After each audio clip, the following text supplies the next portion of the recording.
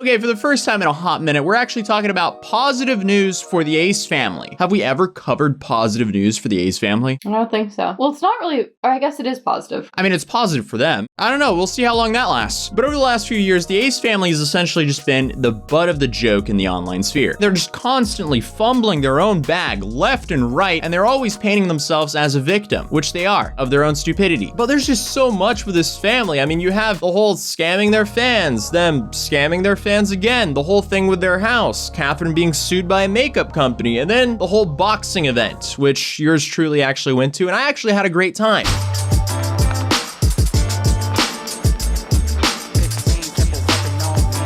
Bro just got an extendo dog. What song is Deji walking out to? Oh. So apparently we had the wrong seats. We were supposed to be here.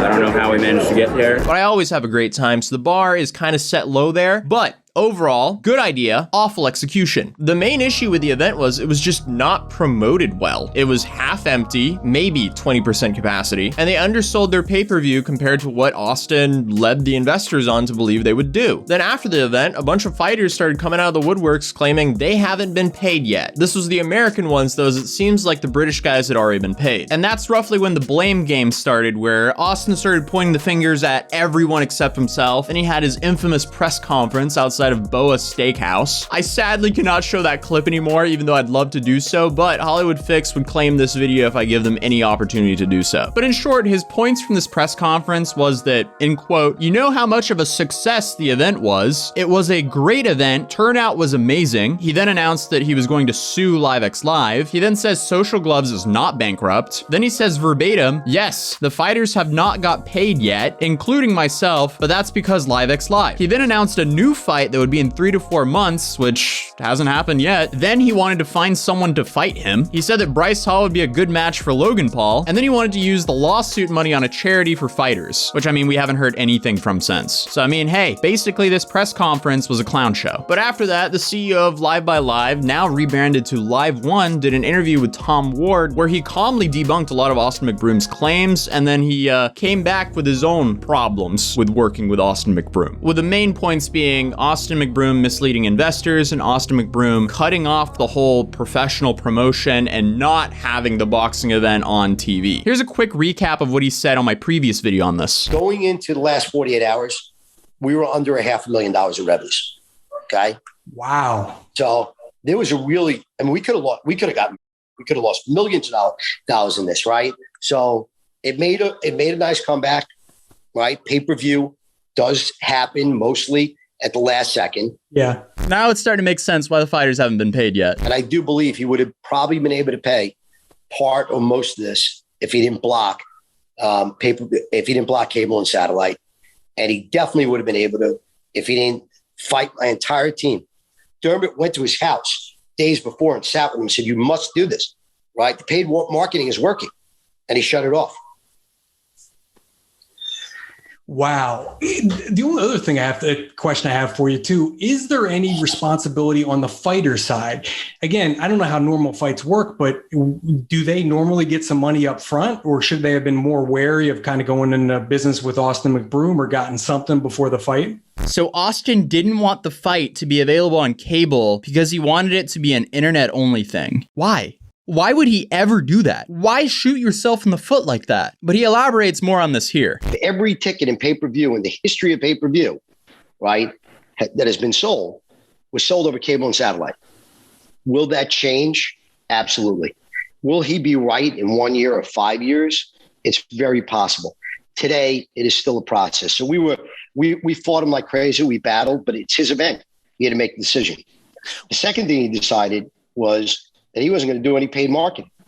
Well, we had agreed to spend millions and millions of dollars in paid marketing, whether it's McGregor, whether it's Mayweather, whether it's Muhammad Ali. You spend money on television, radio, so on.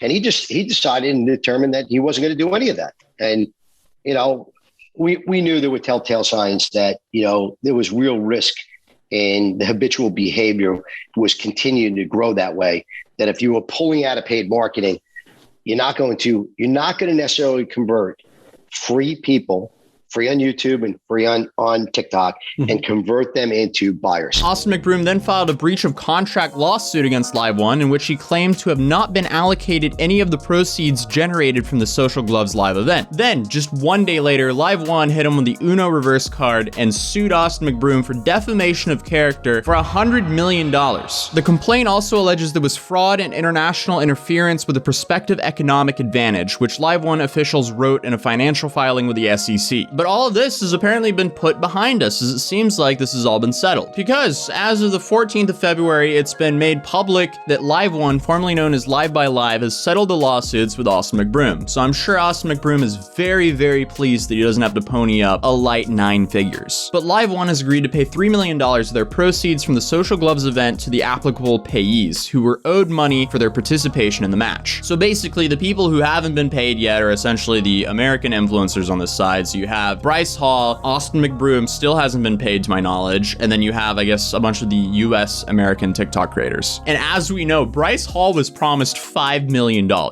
So now it'll be interesting to see how this money's split. It'll be interesting to see if Austin takes any payment himself, or if he gives the full $3 million to Bryce Hall, or if they just kind of split up that $3 million between everyone who hasn't been paid. But this settlement apparently ends Austin McBroom's former breach of contract lawsuit he had against LiveOne, and it also ended the $100 million defamation lawsuit LiveOne had against Austin. Apparently this case was settled in the end of 2021, but it hadn't been made public until the 14th of February of this year. However, to my knowledge, neither Austin McBroom or LiveOne has provided any comment to this. But in December, an attorney that represents Taylor Holder, who's a US TikTok influencer, he commented saying that he did settle with Austin McBroom. Taylor Holder was one of the fighters in the Social Gloves event for the US side. Well, it wasn't really US versus UK, was it? It was kind of, though. It was TikTok versus YouTube, but it was also like most of the YouTubers were from the UK and most of the TikTokers were from the US. So I guess if they settled that $2 million lawsuit, I'm assuming he's been paid somehow. But overall, I mean, I'm interested in seeing how that $3 million gets split up, even though they're probably never going to make that public. I'm sure some influencer's going to leak it, though. Let's be real. We're talking about influencers here. But I guess this just goes to show you, if you're going to start an event, you better be ready to put in the work, because clearly you can't just throw up an event in a couple months and expect everything to go well. It seems like Austin saw what KSI and Logan Paul did and was like, hey, if they can do it, I can do it. Well, clearly KSI and Logan Paul made it look a little bit too easy, because if Austin just literally spent that same amount of time just uploading family vlogs, I bet you he would have made a lot more money. But I guess that's life, because you get inspired by someone, you try it out. If it works, great. If it doesn't work, hey, as long as you don't give up, you can probably pivot and get back up on your feet. Hopefully he just doesn't return to scamming, though. We've had more than enough scams come out of this family. But overall, it seems like the Ace family dodged a massive bullet here. Let me know what you guys think in the comments down below. And if you enjoyed this video, drop a like on it. You'll probably like this one. And I'll see you guys in the next video. Peace.